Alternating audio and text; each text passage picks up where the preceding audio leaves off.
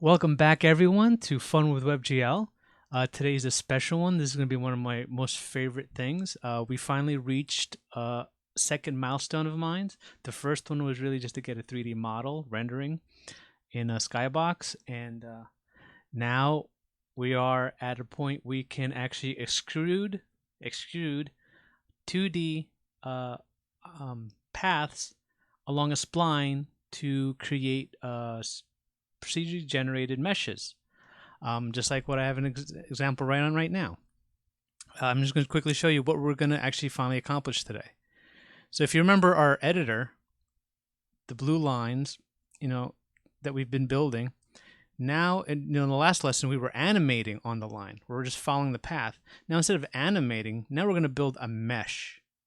Build a mesh based on that line. And as you can see, it works pretty well.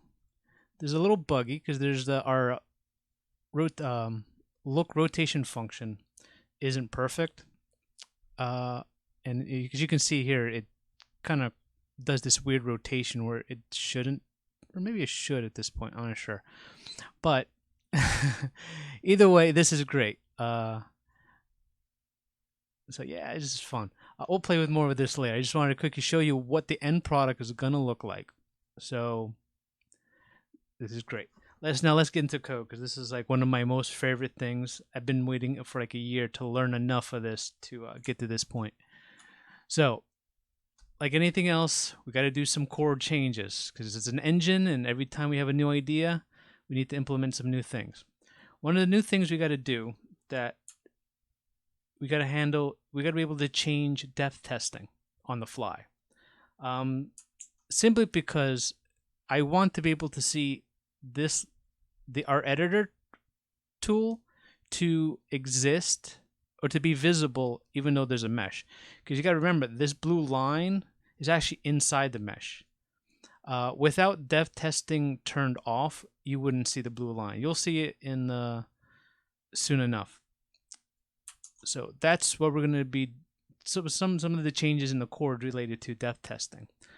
So that's going to be our first one. We're going to create a global state for it. And we also have it turned on by default, because by default we do want to always test the depth, the Z position of everything. So let's see. So that's a new line of code. Fine. Next,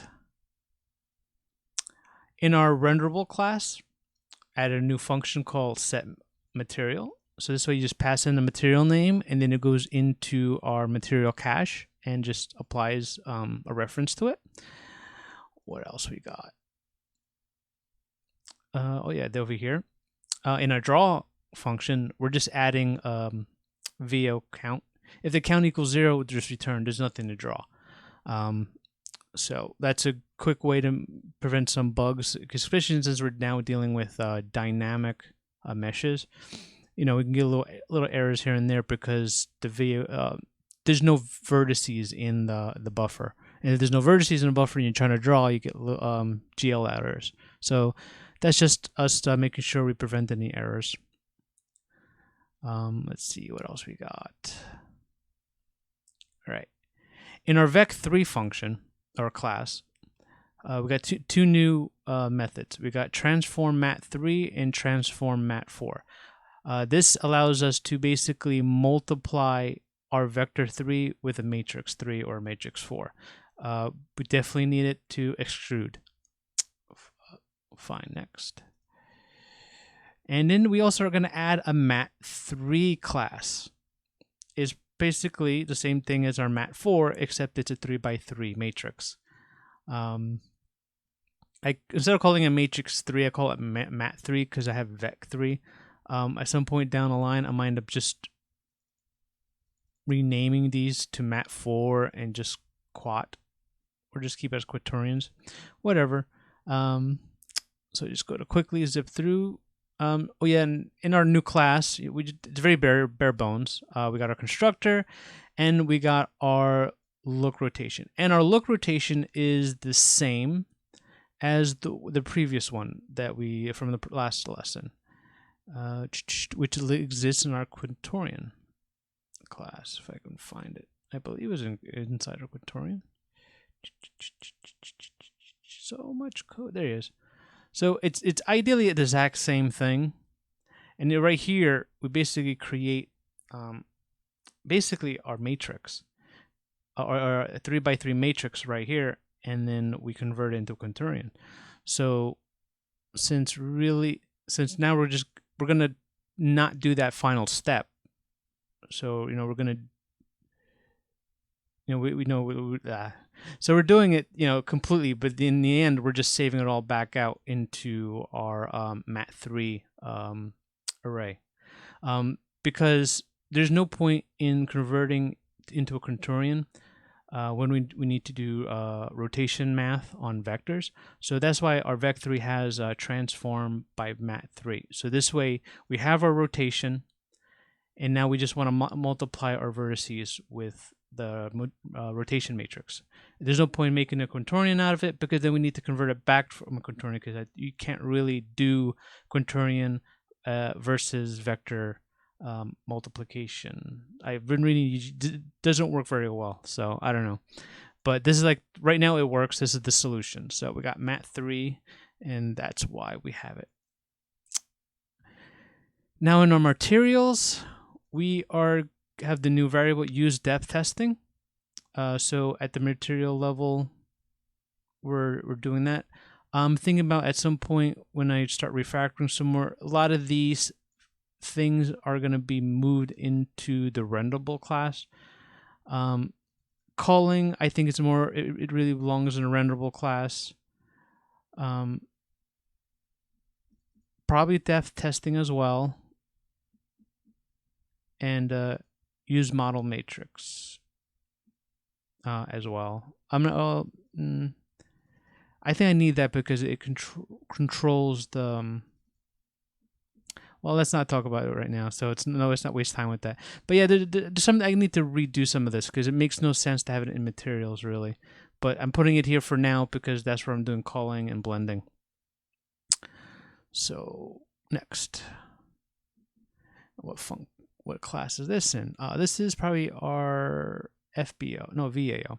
In our VAO object, we are going to add empty index buffer. It's the same as the empty float buffer. So all I'm doing is creating a buffer on the GPU. It's going to be empty, but it's an integer, because our index is integers. And since we're going to be creating meshes dynamically, not only do we need vertices, we don't want to repeat a lot of the vertices, so we need to use an index. So let's see, and where are we now? And I believe this is our renderer. Just double check to make sure. Yes, this is our renderer that renders everything. And in our prepare next function, we just check to see the state, and do we need to toggle it on and off. Like I said, for our editor tool, we want depth testing turned on, so this way it's drawn on top of our mesh. All right, so that is, actually one more piece. And our final return, in our maths reference, we put mat3. So this way we can access our matrix 3x3. All right, now we're going to Spline. One of the first things we're going to see is we have a new class called Mesh. And this is kind of decided to maybe create a utility class for meshes in general. Back when we did terrains, we created a grid. And when we created a grid, we connected the dots. We created triangles by using something called triangle strips, and that's basically a way of connecting the dots. So instead of creating, I decided to make a static, reusable function that I can use anytime I want to do triangle strips. So this way, if we're building meshes that are dynamic and it's kind of in a grid type way, this allows us to I can reuse this function over and over again. And I added some extra little bits in here that's useful for what we're doing in this lesson. Because you got to think about it. In our previous triangle strips, it's a flat surface. But this thing isn't a flat surface, is a three-dimensional shape. So I'm going to be drawing this side, and this side, and that's where it would end normally.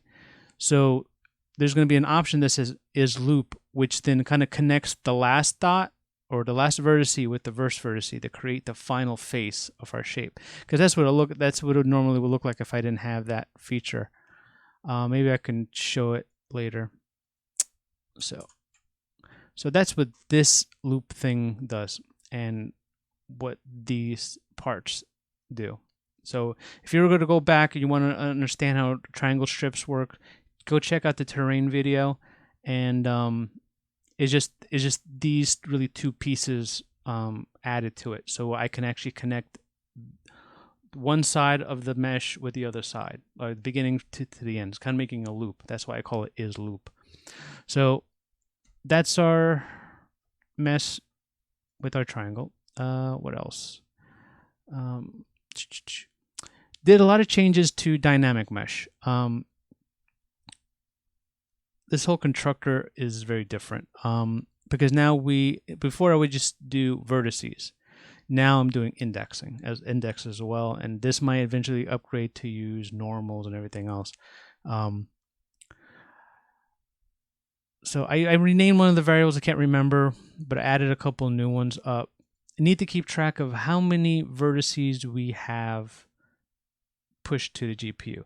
So now I'm keeping track of like a count of how much is it, because we are going to do resizing, because a dynamic mesh needs to be resizable. So we can always set our default size of the buffer, but in case for some reason we start pushing in more vertices than the buffer can handle, you get an error. So I built dynamic mesh to basically track of how much we've been pushing into the buffer. And if for some reason we're all going over it, I'm just going to resize the buffer, and that new size will be our new maximum size. So the buffer size will never decrease; it will just constantly increase, and it will just constantly reuse that. So manage the data a lot better. So that's what dynamic mesh has been kind of upgraded to handle now. And remember, we added that empty index buffer, so that's been added here. So while I'm building the VAO, I'm if I add an index of greater than 1, I want to add that. So we can still use dynamic mesh with just vertices, and it'll handle just fine. And if we want to include indexes, it now will handle it if it's available. Draw has been updated to handle. It has to override the renderable one, because renderable uses trying to think, it uses the material to know what draw mode to use. So this one's overriding, so I can do the draw mode control at the dynamic mesh level, which is important. That's why I'm kind of thinking about moving that and a few other things out of materials into renderable, because it makes more sense. So this way I don't need to do this anymore, because draw mode really makes sense at the mesh level, for the most part. I had a reason for it in the materials, and now I'm thinking about not doing it anymore. Our clear, we're resetting our index when we do a clear. Update got a big changes. Before, when we were just updating, we were just doing an update with the sub data function. Now, let's say if the vertices that we're pushing into it is smaller than the size that we currently have, we can use sub data, no problem. If for some reason the data coming in is bigger than the buffer, we're going to end up kind of resizing it. So this one keeps track, like, do we have at least data in there? If we do have data already pushed to the GPU, we delete the data that's in there. And this is how we delete it. We just basically, the same way we write the data, except we'd say null. No, by putting null in there, we end up just wiping it all out. And then we call buffer data again, and this way we push in all our data. And it kind of recreates the buffer with the new size. And then we kind of just save the size for next time, so we know how big our buffer is, and we keep track of every time we update how much data did we push to the GPU at the time. Same thing is done with index. So I'm thinking at some point I might have to when next time I refactor fungi, I might actually make just a buffer object that handles all of this in one go. So I can just say, here's a buffer. Here's the size I want, and I'm just going to push data to it, and all this gets handled. So this way, it's reusable. Because right now, when I want to do normals and other buffers, it becomes unruly. So it's better off just having one copy of it, and then just using it makes more sense. So, but for now, we're going to do it the bad way, and then we'll refactor it in the future video. So that's dynamic mesh. Where are we now? So the next change will be in our spline editor, and we just use depth testing, which is false by default. All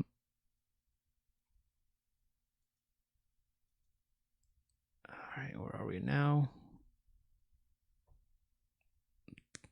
I gotta figure out a better way of doing this. Where's the new? Oh, the new is down here. Oh, okay.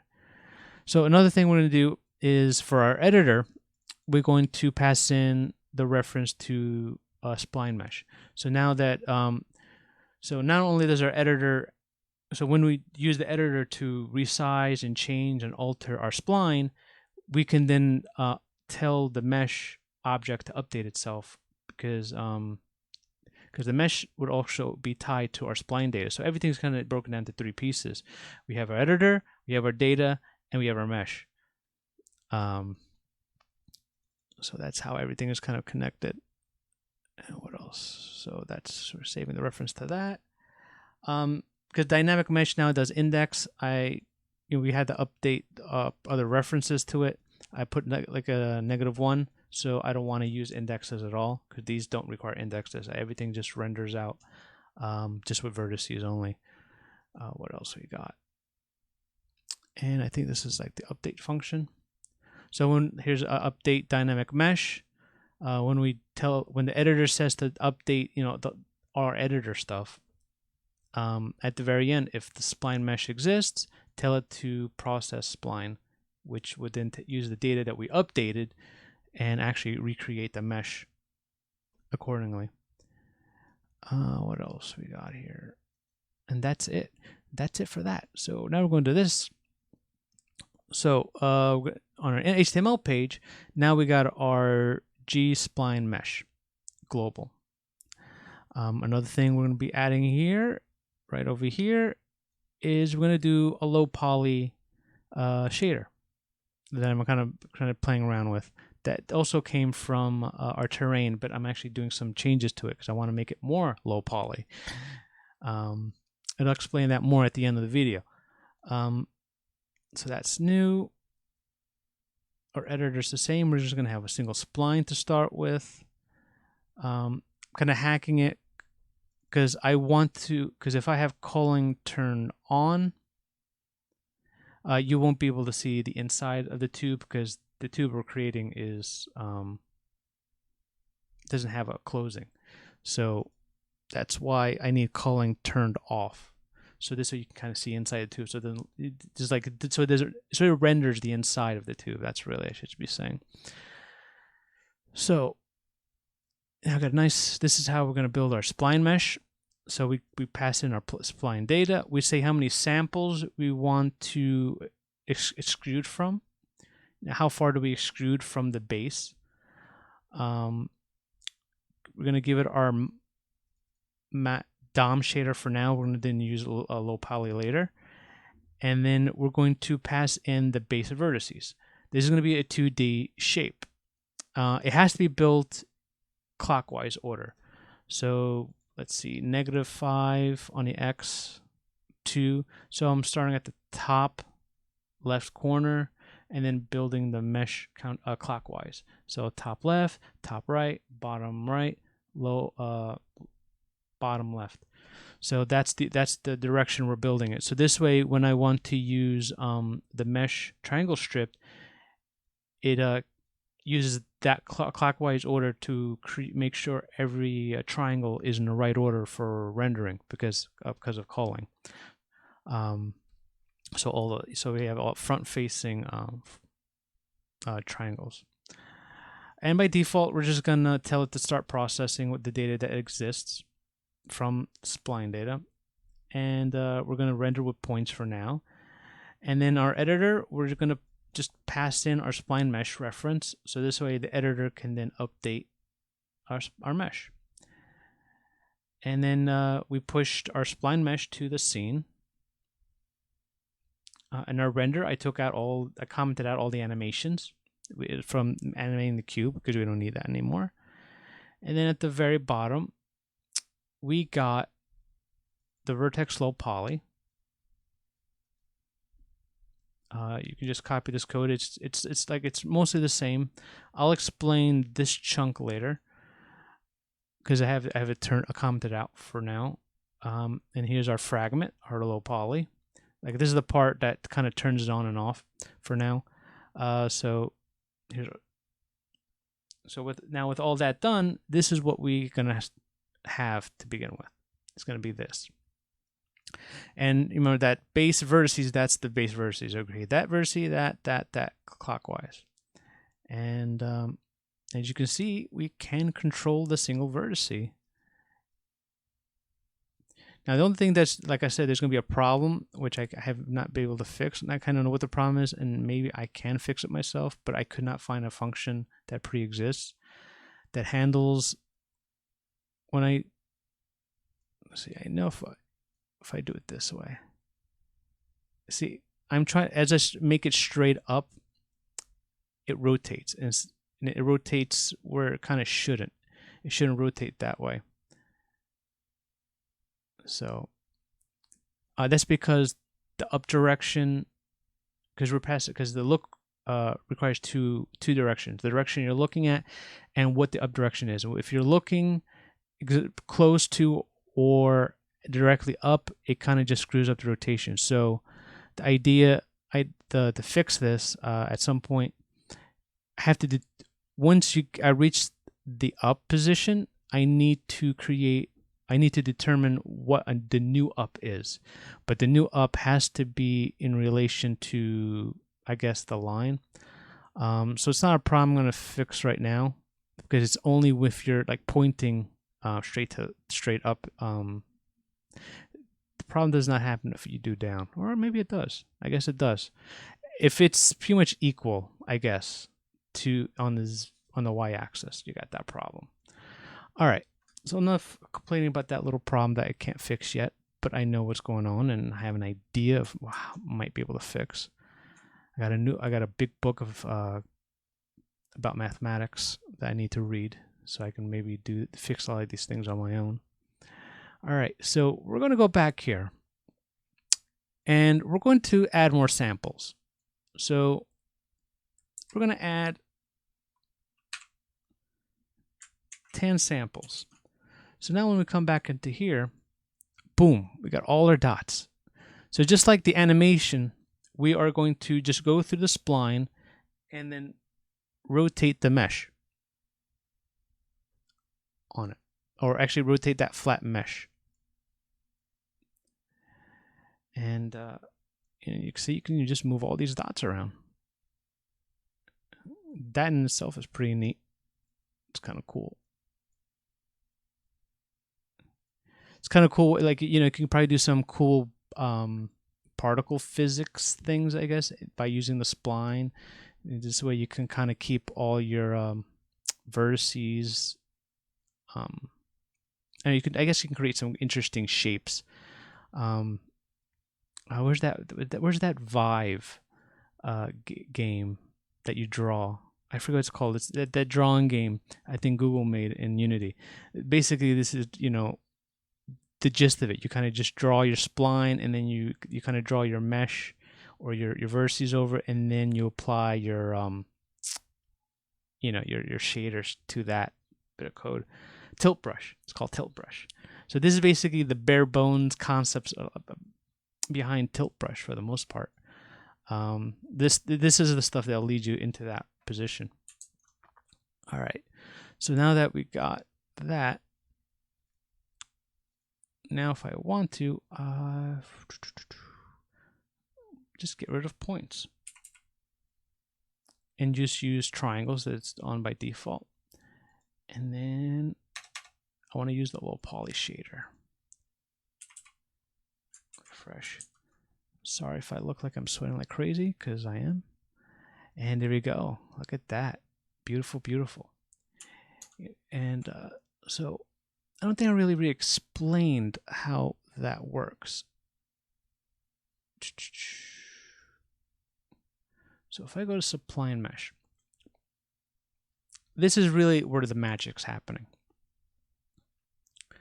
This is the same thing as we're doing with the animation. Like I said, we're just going to traverse through the spline by how many samples we want. So that's why we have sample count over 1. So we'll loop through that and we increment. We get our position. And that position is that point on the editor line, right? So then we get our direction. So we know where to look at. So we're doing the exact same thing as the animation is doing.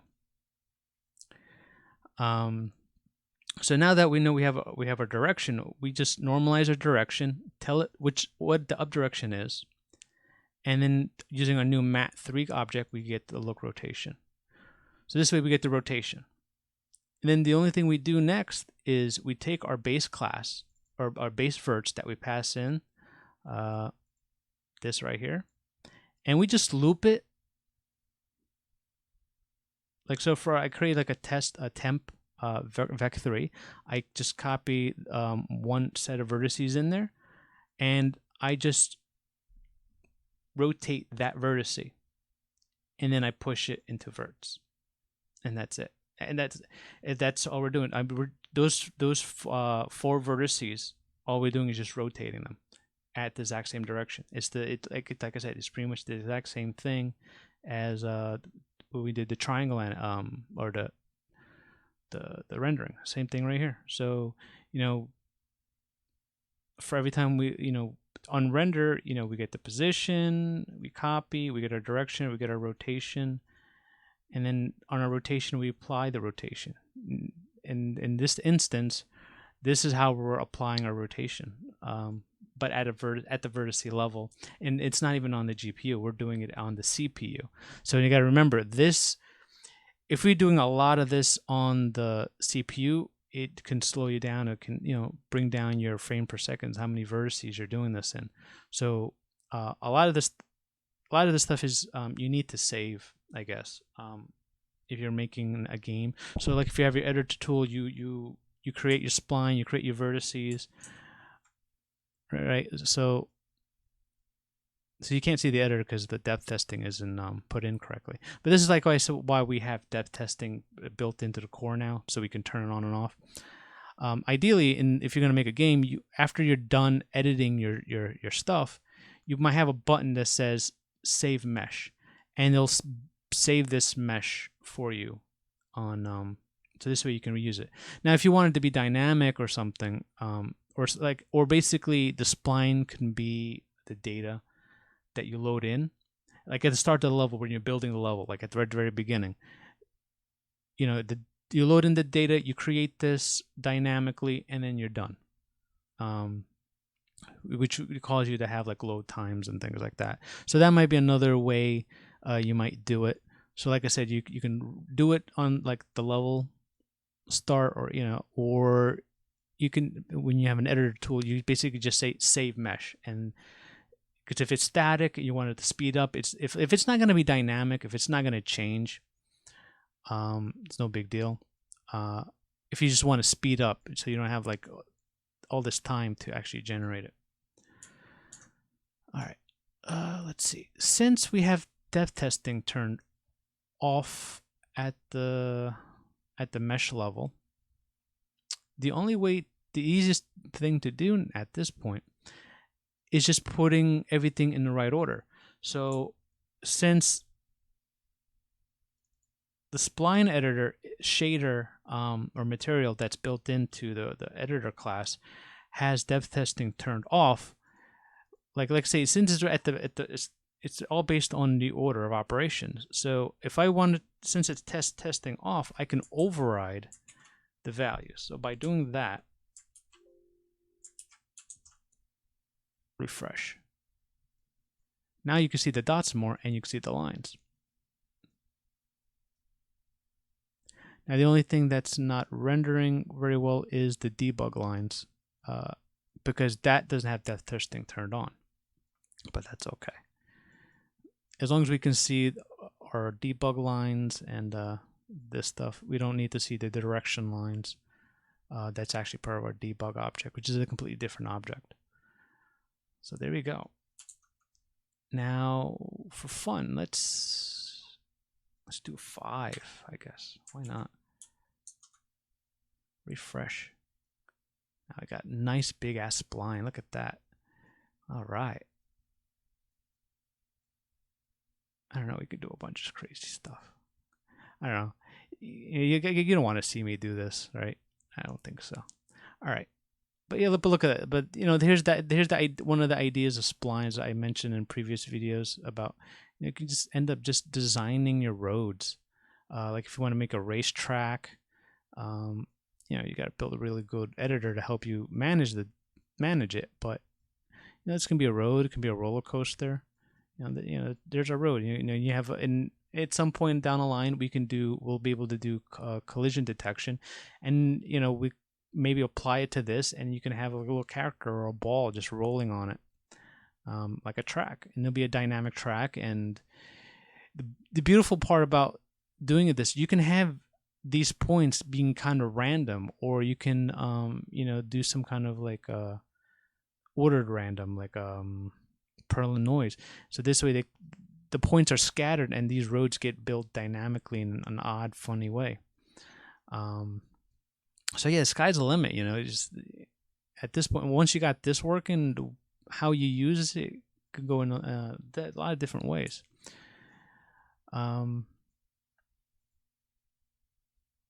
So the last thing I want to really then go into is, let me bring this down to just maybe 2 splines. See how when we draw, you see the squares, right? Or the rectangles. Those are basically our quads on our triangle strips. And I wanted to make it more low poly. And there's ways to do it, but it requires you to duplicate vertices to actually get that triangle separated, to separate the quad, you know, from the triangle. I sat there just staring at a screen and trying out different ideas, and I finally I came up with an idea that's kind of almost foolproof. It's not 100% perfect, but it actually gets me the effect that I'm looking for. So if we go back to our shader, if I turn this piece on, these rectangles will now get split into, so we can actually see the triangles that for the most part, but that's because I'm using very, very bad lighting. This is like a really bad lighting code I'm using. If I were to use Phong lighting, I'll probably have better results. But like I said, I'm kind of just prototyping. Even the variable is called vtest. So I'm just prototyping. It's kind of something I did at the last moment because I really wanted to make this more low poly. So here I'll explain to you what am I doing here. Because like I said, I searched online. I couldn't find a way to do it without duplicating vertices. And I kind of came up with one that will only work with triangle strips. So it's not foolproof. It would only work for triangle strips because the way it's built. When you're building a triangle strips, you kind of build them as quads, but it automatically, you build it in an order. So it's like top left, bottom left, top right, bottom right. So you build that zigzag pattern. And then by just naming those 1, 2, 3, 4 places, it knows that it can, by placing just 4 indexes, you can build 2 triangles, because normally you need 6 indexes to build a triangle, so it saves data. So I'm not duplicating vertices, and I'm using less index data on top of that by using triangle strips. So the idea is that for every quad, or actually, it's not even based on quads. It's actually based on rows.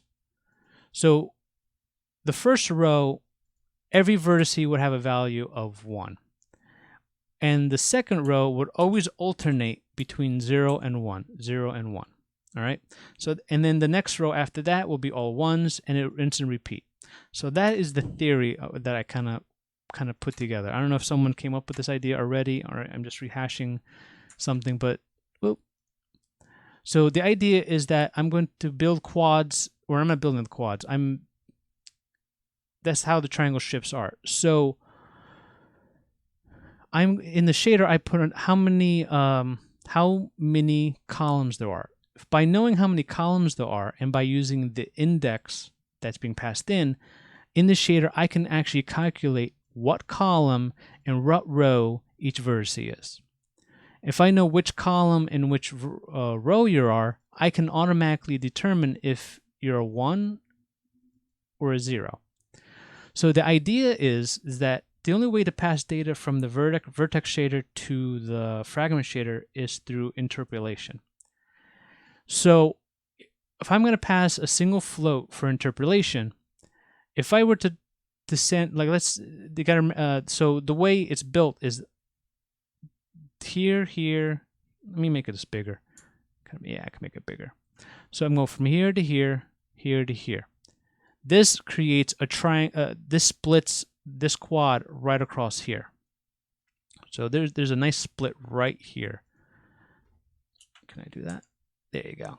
There you go. Let's see. I got text art, ASCII art. So that splits the quad into 2 triangles. So everywhere in this triangle, when it's being rasterized, the interpolation value will be 1. It will always be 1. This triangle will always be 1. Now, this one will interpolate between 0 and 1. It will be perfectly 1 at the edge of this triangle. So if I were to draw, like to say, color anything, color one color if it's only 1. This whole triangle gets colored that 1 color, and just the border of the other triangle gets colored. And the end. That's how I kind of used triangle strips and a little bit of math to kind of guess where the triangles are. It's not perfect, like I said, and I noticed a problem when I went from one computer to another. Like here's pretty perfect, but that's on this computer. One of the issues you might notice if you're using different computers is that normally on my tablet that I code on, I just automatically say 1.0, or I should say equal to 1. That's what I had it, and it worked beautifully. But on this computer, which has a really good GPU, like for gaming and for VR, it does that. For some reason, the interpolation of 1 to 1 to 1 somehow, for some reason, on this GPU, on this specific computer, does not always equal 1. I find that odd. I guess it's because of floating point errors or something.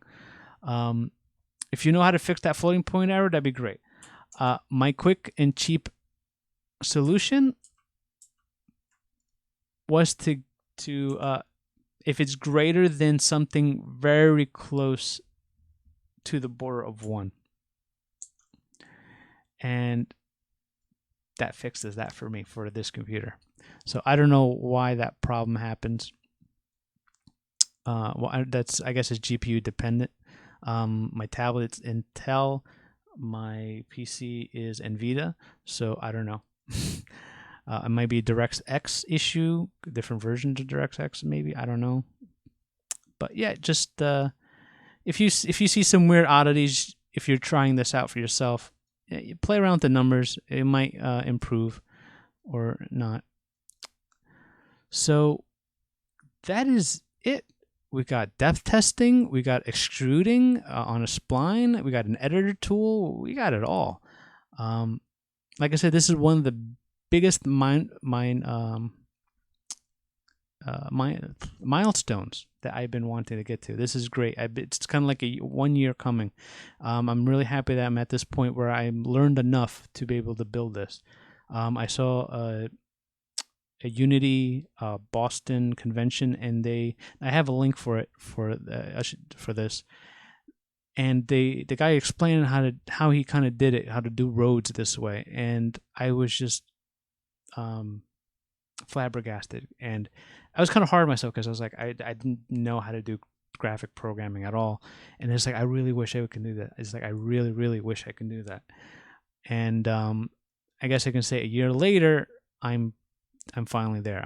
I can do that. I understand how it works, and it's all the magic is. I don't want to say it's gone, but it's now it's science instead of magic. You know, as Cisco from Flash would say. I guess. Yes, I watched the Flash. So that's it. That's pretty much it for this week. I try to do at least a video a week. I might do one more video to continue, and what I might want to experiment with is, let me refresh this again, optimizing building the mesh.